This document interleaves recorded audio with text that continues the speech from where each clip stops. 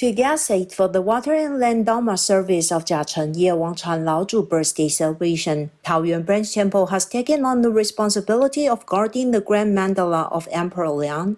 Additionally, Master Yuanpeng, host of Taoyuan branch temple, has assumed the role of chief executive master. On April 21st, heeding Master Yuanpeng's call, more than 40 virtuous cultivators gathered to clean up the Amitabha hall of Xianfoshi temple and prepare for the upcoming Dharma service. After worshipping Buddhas, virtuous cultivators got down to work, dividing tasks and collaborating seamlessly. They attentively cleaned every nook and cranny, ensuring the windows and glass were sparkling clean and that the hallways and steps were thoroughly swept, leaving them spotless. After they diligently vacuumed and tidied up the floors while emptied the tables, chairs, and the podium to set up the layout of the altar, they brought prayer mat from the Thousand Buddha Zen Hall. Despite his busy schedule, Master Yuanpeng made it a point to show his care for the dedicated virtuous cultivators, urging them to be meticulous and united in their endeavors to complete the task here